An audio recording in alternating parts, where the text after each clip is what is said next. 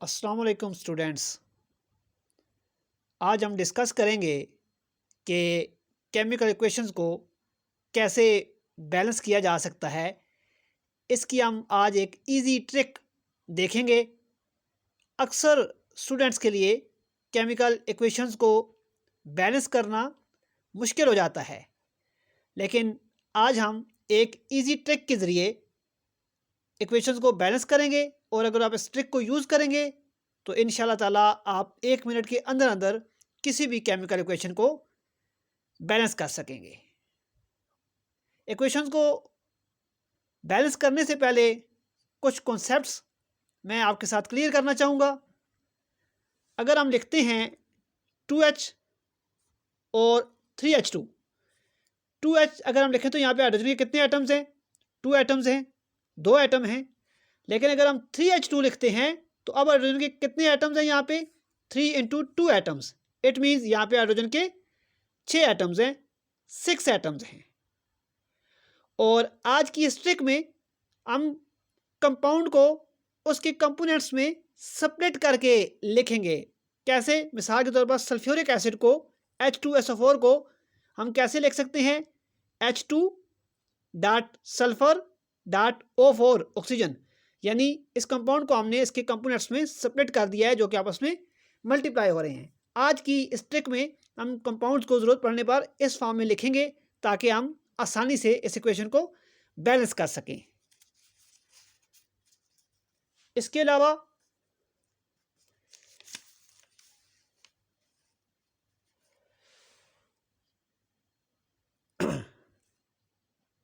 अगर carbon dioxide के molecule को देखा जाए, यहाँ पे जो कार्बन डाइऑक्साइड हमने लिखा हुआ है तो यहाँ पे कुछ भी नहीं है। इसका मतलब यहाँ पे कार्बन डाइऑक्साइड के कितने मालिक्यूल हैं? 1 मालिक्यूल है। जब हमने CO2 के साथ कुछ भी नहीं लिखा हुआ तो 1 मालिक्यूल है। और अगर हमने कार्बन डाइऑक्साइड के 2 मालिक्यूल लिखने हो तो CO2 के साथ हम जस्ट 2 पुट कर देंगे, जैसा कि यहाँ पे हमने लिख दिया है। हमने कार्बन डाइऑक्साइड के साथ 2 लिखा तो अब यहाँ पे कार्बन डाइऑक्साइड के 2 मालिक्यूल हो गए। और अगर हम बात करें कि यहाँ पे कार्बन के कितने एटम हैं तो कार्बन के यहाँ पे 2 एटम है और ऑक्सीजन के कितने हैं? 4 एटम है, क्योंकि ये 2 मल्टीप्लाई हो रहा है कार्बन के साथ भी और ऑक्सीजन के साथ भी। और यहाँ पे अगर हम बात करें, यहाँ पे कार्बन डाइऑक्साइड में कार्बन के कितने एटम है तो 1 एटम, क्योंकि कार्बन के नीचे कुछ नहीं लिखा हुआ तो यहाँ पे कार्बन का 1 एटम हुआ और ऑक्सीजन के यहाँ पे 2 एटम्स हुए। और स्टूडेंट एक और बात, ये कार्बन डाइऑक्साइड के साथ जो लिखा हुआ है ये इसका कोफिशिएंट है, ये नंबर ऑफ मोल्स या नंबर ऑफ मॉलिक्यूल्स आप इसको कह सकते हैं। और ये जो ऑक्सीजन के नीचे 2 लिखा हुआ है ये इसका सबस्क्रिप्ट है या नंबर ऑफ एटम्स हैं।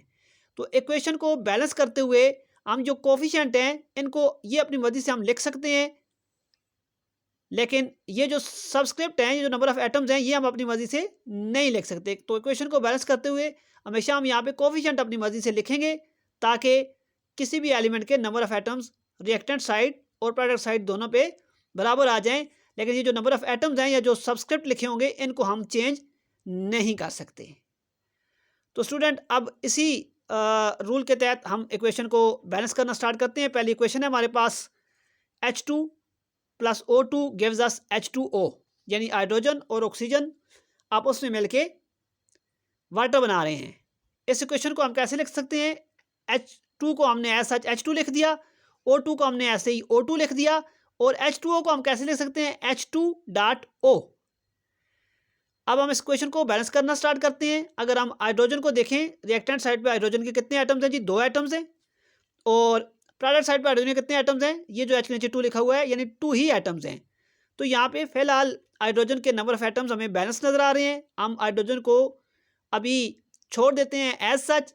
ऑक्सीजन को देखते हैं, रिएक्टेंट साइड पे ऑक्सीजन के 2 एटम्स हैं और प्रोडक्ट साइड पे 1 एटम है। तो सिंपली हम यहाँ पे कोफिशिएंट लिख देंगे 2।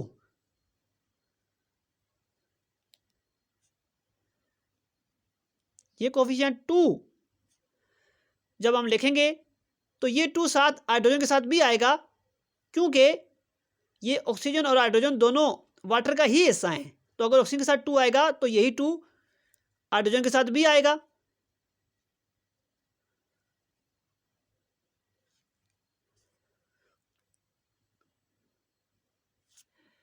अब ऑक्सीजन के नंबर ऑफ एटम्स तो रिएक्टेंट साइड और प्रोडक्ट साइड दोनों साइडों पे बराबर हो चुके हैं, लेकिन हमारे पास अब हाइड्रोजन प्रोडक्ट साइड पे आप देखें तो 2 × 2 4 हो चुके हैं, जबकि रिएक्टेंट साइड पे हाइड्रोजन हमारे पास कितने हैं 1 हैं। तो हम सिंपली इस हाइड्रोजन के साथ भी 2 लिख देते हैं।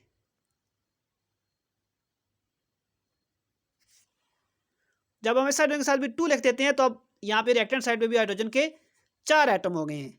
अब हम क्या करेंगे, सिंपली ये जो हाइड्रोजन के साथ हमने 2 लिखा, इसको इस इक्वेशन में यहाँ पे उठा के लिख देंगे 2, और फिर हमने H2 और O2 के साथ जो 2 लिखा था, H2 और O2 दोनों वाटर का हिस्सा थे, तो इस 2 को हम उठा के H2O का कोफिशिएंट बना देंगे। अब इस तरह ये इक्वेशन हमारे पास कंप्लीटली बैलेंस हो चुकी है। इसके अलावा स्टूडेंट एक बात और, ये तो बहुत सिंपल इक्वेशन थी। जब ज़रा कॉम्प्लेक्स लेवल की इक्वेशंस को हम बैलेंस करना स्टार्ट करेंगे तो इसमें हम किस एलिमेंट के नंबर ऑफ एटम्स को पहले बैलेंस करेंगे, तो इसके लिए हम सबसे पहले नॉन मेटल्स के एटम्स को बैलेंस करेंगे, यानी क्लोरीन, नाइट्रोजन और सल्फर वगैरह को। सेकंड नंबर पे हम मेटल्स जो भी होंगी, मिसाल के तौर पर वो सोडियम, मैग्नीशियम, कैल्शियम कुछ भी हो सकती हैं, तो सेकंड नंबर पे हम उनके एटम्स को बैलेंस करेंगे। थर्ड नंबर पे जाके हम हाइड्रोजन के नंबर ऑफ एटम्स को बैलेंस करेंगे, और लास्ट पे हम जाके ऑक्सीजन के नंबर ऑफ एटम्स को बैलेंस करेंगे। अब हम अगली क्वेश्चन लेते हैं।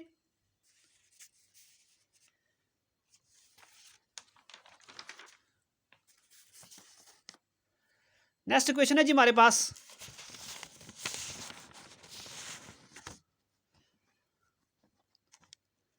Carbon plus oxygen gives us carbon monoxide. इस इक्वेशन को हम कैसे लिख सकते हैं, कार्बन को ऐसा हमने कार्बन लिख दिया, ऑक्सीजन को भी हमने ऐसे ही ऑक्सीजन लिख दिया, CO को हम C.O लिख सकते हैं। अब इस इक्वेशन को अगर हम देखें तो हमारे पास सबसे पहले नॉन मेटल्स को देखते हैं। वो कार्बन है हमारे पास नॉन मेटल यहाँ पे, तो रिएक्टेंट साइड पे कार्बन का एक ही एटम हमें यहाँ पे नजर आ रहा है, क्योंकि इसके साथ कुछ भी नहीं लिखा हुआ, मतलब इसका नंबर ऑफ मॉलिक्यूल को भी अगर देखें तो 1 ही है, और नंबर ऑफ एटम को देखें तो वो भी 1 ही है, क्योंकि कुछ नहीं लिखा हुआ। तो यहाँ पे कार्बन का एक एटम, और प्रोडक्ट साइड पे भी आप देख सकते हैं कार्बन का एक ही एटम है, मतलब अभी तो कार्बन के एटम बराबर हैं। फिलहाल हम इसको नहीं छेड़ते, हम ऑक्सीजन पे आ जाते हैं। दूसरा एलिमेंट रिएक्शन में हमें जो नजर आ रहा है वो ऑक्सीजन है, तो ऑक्सीजन के रिएक्टेंट साइड पे 2 एटम, प्रोडक्ट साइड पे 1 एटम, तो इसको बराबर करने के लिए हम यहाँ पे 2 लगा देते हैं।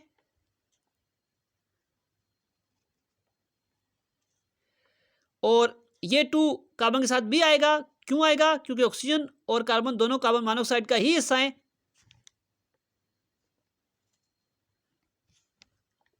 अब जब कार्बन के साथ ये 2 आ गया तो यहाँ पे प्रोडक्ट साइड पे कार्बन के 2 एटम हो गए, और रिएक्टेंट साइड पे कार्बन का 1 एटम था, तो हम कार्बन का भी कोफिशिएंट 2 ही लिख देते हैं। अब हम कार्बन के साथ जो 2 था इसको इस कार्बन का कोफिशिएंट बना देते हैं, और C और O का जो कोफिशिएंट 2 था इसको कार्बन मोनोऑक्साइड का कोफिशिएंट बना देते हैं। इस तरह से हमारे पास ये क्वेश्चन भी कंप्लीटली बैलेंस हो चुकी है। हम नेक्स्ट इक्वेशन पे आ जाते हैं, जो कि है potassium chlorate gives us potassium chloride plus oxygen. इसको हम कैसे लिख सकते हैं जी, KClO3 को हम लिख सकते हैं K.Cl.O3 लिख सकते हैं, और KCl को हम K.Cl लिख सकते हैं, और O2 को हमने ऐसा O2 लिख दिया। अब हम इस इक्वेशन को बैलेंस करना स्टार्ट करते हैं। सबसे पहले हम देखते हैं कि हमारे पास नॉन मेटल कौन सी हैं। यहाँ पे क्लोरीन नॉन मेटल है, तो क्लोरीन का एक एटम रिएक्टेंट साइड पे, और क्लोरीन का एक ही एटम प्रोडक्ट साइड पे भी है, तो फिलहाल ये बराबर हैं इसके एटम्स, फिलहाल हम इसको नहीं छेड़ते। हम चले जाते हैं मेटल्स पे। मेटल्स रिएक्शन में कौन सी है जी, पोटाशियम है।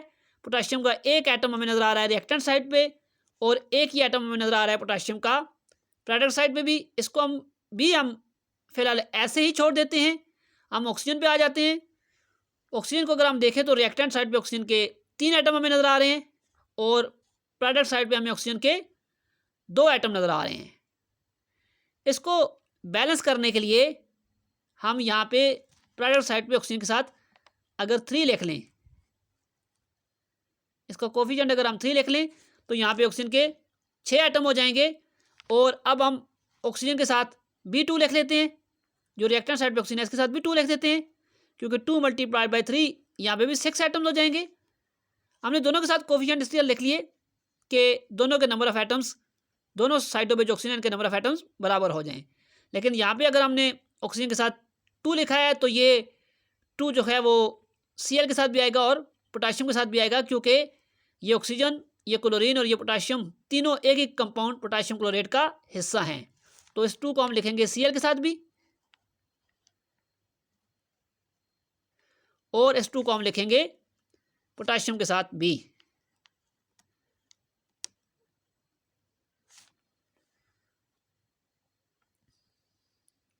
अब हमारे पास जो पोटाशियम और क्लोरीन के नंबर ऑफ एटम को अगर हम देखें प्रोडक्ट साइड पे, तो प्रोडक्ट साइड पे एक एक हैं और रिएक्टेंट साइड पे ये 2 हो चुके हैं।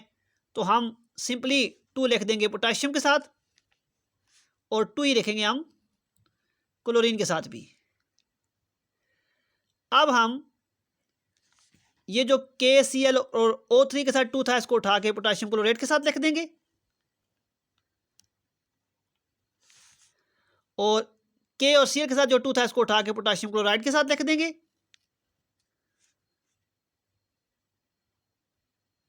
और ऑक्सीजन के साथ जो 3 था इसको उठा के ऑक्सीजन के साथ लिख देंगे।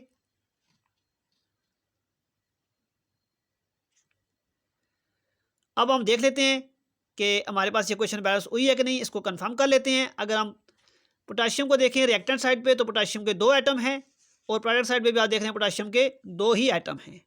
अगर क्लोरीन को देखें तो ये 2 मल्टीप्लाई हो रहा है सबके साथ, तो क्लोरीन के 2 एटम्स हुए रिएक्टेंट साइड पे, और प्रोडक्ट साइड पे भी ये 2 मल्टीप्लाई हो रहा है, तो क्लोरीन के 2 ही एटम हुए।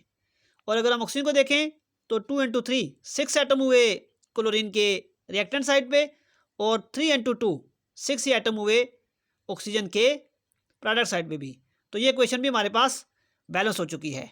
हम नेक्स्ट क्वेश्चन पे आ जाते हैं जी।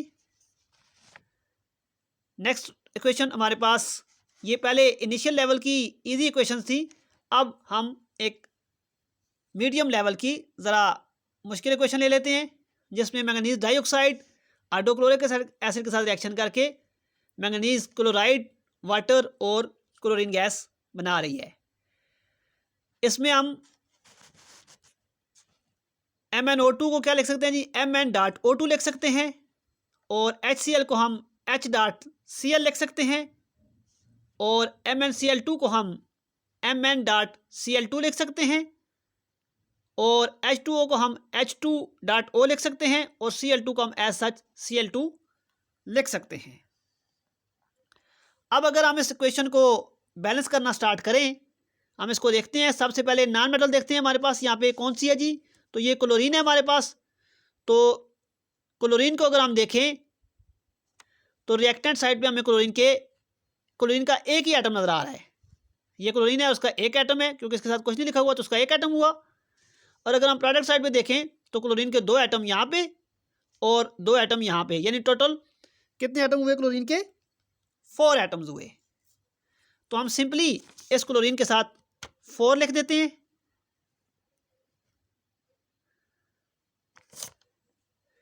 जब हम इस क्लोरीन के साथ 4 लिखेंगे तो ये 4 ऑटोमेटिकली हाइड्रोजन के साथ भी आएगा,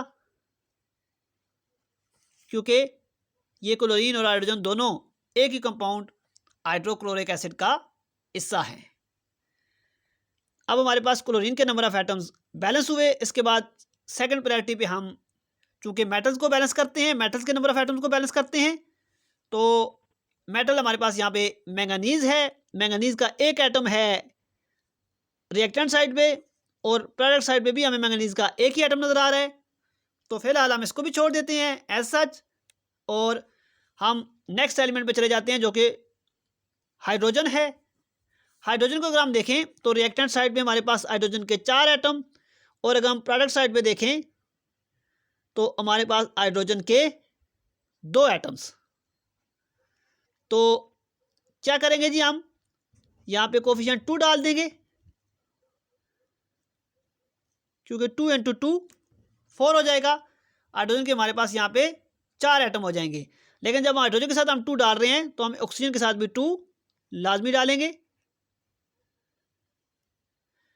क्योंकि ये हाइड्रोजन और ऑक्सीजन दोनों H2O एक ही कंपाउंड का हिस्सा हैं। तो इस तरह से हमारे पास हाइड्रोजन के नंबर ऑफ एटम्स भी बैलेंस हो गए। अब लास्ट में हमारे पास एक ही एटम रह गया, एक ही एलिमेंट रह गया, ऑक्सीजन। तो उसको देख लेते हैं। रिएक्टेंट साइड पे हमारे पास ऑक्सीजन के 2 एटम्स हैं और प्रोडक्ट साइड पे अगर हम देखें तो हमारे पास ऑक्सीजन के 2 ही एटम्स हैं। देख लें, ये 2 ऑक्सीजन। तो इसका मतलब हमारे पास तमाम एलिमेंट्स के नंबर ऑफ एटम्स बैलेंस हो चुके हैं। अब सिंपली हमने जो जो कोफिशिएंट यहाँ पे लगाए थे वो ओरिजिनल इक्वेशन में उसी कंपाउंड के साथ डाल देते हैं। तो HOCl के साथ हमने जो 4 लिखा था उस 4 को हम HCl के साथ लिख देते हैं,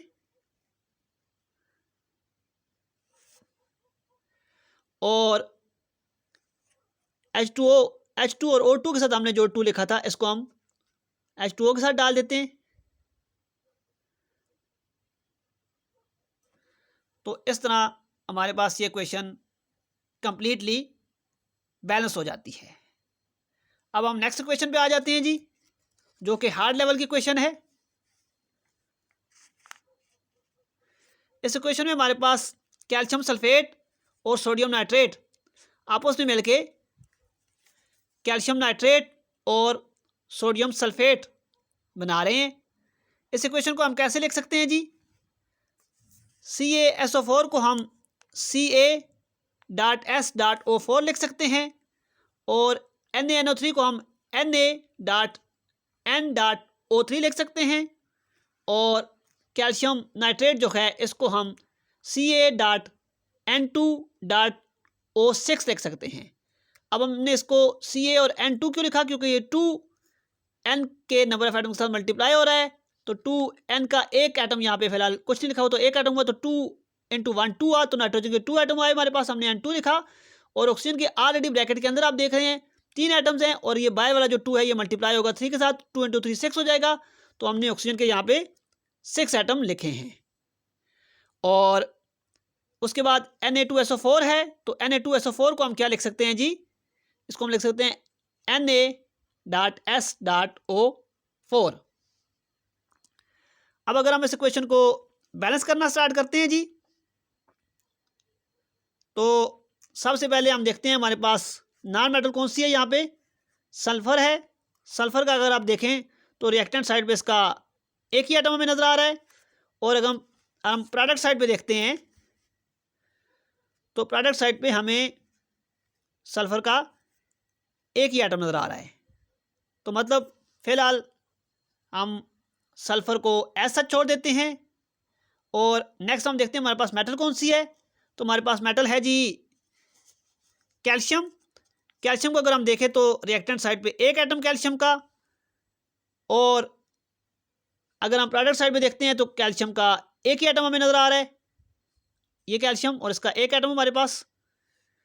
तो इसको भी फिलहाल हम ऐसा छोड़ देते हैं। दूसरी मेटल हमारे पास जी सोडियम है।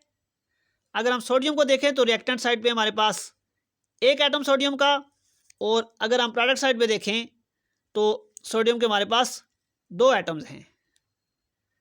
तो यहाँ पे हम रिएक्टेंट साइड पे सोडियम के साथ कोफिशिएंट 2 डाल देंगे, और ये 2 हमारा नाइट्रोजन के साथ भी आएगा और ऑक्सीजन के साथ भी आएगा, क्योंकि सोडियम, नाइट्रोजन और ऑक्सीजन तीनों एक ही कंपाउंड सोडियम नाइट्रेट का हिस्सा है। अब सोडियम के बाद हम आ जाते हैं जी हाइड्रोजन के ऊपर। तो हाइड्रोजन को अगर हम देखें, सॉरी इस कंपाउंड में हमारे पास हाइड्रोजन नहीं है, इस सेक्शन में हाइड्रोजन है ही नहीं। तो हम थर्ड प्रायोरिटी पर हाइड्रोजन को डिस्कस करते थे, तो हाइड्रोजन है ही नहीं। तो अब हम ऑक्सीजन पे आ जाते हैं।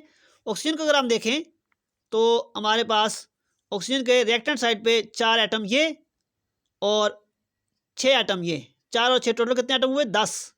और अगर हम प्रोडक्ट साइड पे आ जाएं तो प्रोडक्ट साइड में हमारे पास ऑक्सीजन के 6 एटम और 4 एटम ये, 6 एटम ये और 4 एटम ये, यानी 10 हो गए। इसका मतलब हमारे पास ये इक्वेशन बैलेंस हो चुकी है। अब हम सिंपली हमने जो कोफिशिएंट लगाए तो इसको ओरिजिनल इक्वेशन में पुट कर देते हैं। यानी सोडियम नाइट्रोजन ऑक्सीजन के साथ हमने जो लगाए थे, इस 2 को उठा के हम सोडियम नाइट्रेट के साथ पुट कर देते हैं और फिर हमने जो बाकी अगर कोई चेंज की है तो उसके मुताबिक कर लेते हैं, बाकी हमने कोई चेंज नहीं की तो ये इक्वेशन हमारी कंप्लीटली बैलेंस हो जाती है। अगर हम इसको चेक करना चाहें तो हम इसको चेक भी कर सकते हैं।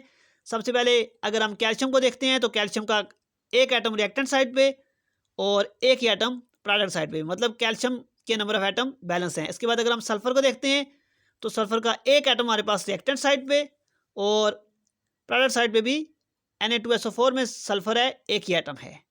इसके बाद अगर हम ऑक्सीजन को देखते हैं तो ऑक्सीजन के हमारे पास 4 एटम यहाँ पे और 2N2 3 यानी 6 एटम यहाँ पे, तो टोटल कितने हुए? 10 एटम हुए। और अगर हम प्रोडक्ट साइड पे आते हैं तो ऑक्सीजन ये हमारे पास एक है 2N2 3, 6 एटम यहाँ पे हुए और दूसरा ऑक्सीजन हमारे पास सोडियम सल्फेट NaSO4 में है, 4 ये हुए, 6 और 4 10, यानी ऑक्सीजन के नंबर ऑफ एटम भी हमारे पास बैलेंस हैं। और अगर हम सोडियम को देखें तो सोडियम के 2 एटम है हमारे पास रिएक्टेंट साइड पे और Na2SO4 में Na कितने हैं? 2 हैं, तो 2 एटम हुए सोडियम के प्रोडक्ट साइड पे भी, तो इसका मतलब सोडियम के नंबर ऑफ एटम्स भी बैलेंस हैं। और अगर हम नाइट्रोजन को देखते हैं तो ये 2 मल्टीप्लाई हो रहा है N के साथ, तो रिएक्टेंट साइड पे हमारे पास नाइट्रोजन के 2 एटम हुए। और अगर प्रोडक्ट साइड पे देखें तो यहाँ पे भी 2 ही एटम हैं क्योंकि ये 2 इस N के साथ मल्टीप्लाई हो रहा है। तो इस तरह नाइट्रोजन के भी नंबर ऑफ एटम हमारे पास बैलेंस हुए। इसका मतलब ये इक्वेशन हमारे पास कंप्लीटली बैलेंस हो चुकी है। तो स्टूडेंट, ये थी एक इजी ट्रिक। इस ट्रिक को अगर आप अप्लाई करेंगे तो आप किसी भी इक्वेशन को 1 मिनट के अंदर अंदर बैलेंस कर सकते हैं। स्टूडेंट, आज की इस ट्रिक में हमने जो इक्वेशन को बैलेंस किया है उसकी जो हमने सीक्वेंस रखा है कि किस एलिमेंट के एटम्स हम पहले बैलेंस करेंगे, तो उस सीक्वेंस में हमने सबसे पहले नॉन मेटल्स की बात की थी। सबसे पहले हम नॉन मेटल्स को बैलेंस करेंगे जिनमें क्लोरीन, सल्फर, नाइट्रोजन वगैरह हो सकती है। सेकंड प्रायोरिटी पे हम मेटल्स के नंबर ऑफ एटम्स को बैलेंस करेंगे। मेटल्स में सोडियम, मैग्नीशियम, कैल्शियम एक्सेट्रा कुछ भी हो सकता है। और थर्ड नंबर पे हमने कहा था हम हाइड्रोजन के नंबर ऑफ एटम्स को बैलेंस करेंगे और लास्ट पे हम ऑक्सीजन के नंबर ऑफ एटम्स को बैलेंस करेंगे। लेकिन स्टूडेंट, ये आर्डर हमेशा फॉलो नहीं होगा। कभी कभार किसी इक्वेशन में ये आर्डर चेंज भी हो सकता है, लेकिन ज़्यादा इक्वेशन में यही आर्डर फॉलो होगा। और इस ट्रिक की मदद से, इस आर्डर को फॉलो करते हुए आप किसी भी इक्वेशन को 1 मिनट के अंदर अंदर बैलेंस कर सकते हैं। यहाँ पे चूंकि मैं आपको समझा रहा था तो हमारा इक्वेशन को बैलेंस करते हुए ज़्यादा टाइम लगा क्योंकि मैं आपको समझा रहा था। लेकिन अगर आप खुद इस इक्वेशन को करेंगे, इस ट्रिक को यूज़ करेंगे, लेकिन प्रैक्टिस करनी पड़ेगी। आप जब तक प्रैक्टिस नहीं करेंगे तब तक आप कुछ नहीं कर सकते। सिर्फ वीडियो को देख लेने से प्रॉब्लम सॉल्व नहीं होगा, बल्कि आपको कम से कम 15-20 इक्वेशंस को बैलेंस करना पड़ेगा इसी ट्रिक के मुताबिक। जब आप उनको बैलेंस कर लेंगे तो फिर इंशाल्लाह आप इतने एक्सपर्ट हो जाएंगे कि आप 1 मिनट से भी पहले शायद आप 30-40 सेकंड में किसी भी इक्वेशन को बैलेंस करने के काबिल हो जाएंगे। स्टूडेंट, उम्मीद करता हूँ आपको आज की ये ट्रिक पसंद आई होगी और आपको इक्वेशन बैलेंसिंग अब मुश्किल नहीं लगेगी। और अगर आपको वीडियो पसंद आई है तो इस वीडियो को लाइक करें, अपने फ्रेंड्स के साथ शेयर करें और अगर आप चैनल पे नए हैं तो चैनल को लाजमी तौर पर सब्सक्राइब कर लें और बेल को भी दबा दें ताकि हर नई आने वाली वीडियो के नोटिफिकेशंस आपको सबसे पहले मिलते रहें। अपना और अपने इर्द गिर्द के लोगों का ख्याल रखिएगा। Thank you very much. अल्लाह हाफिज़।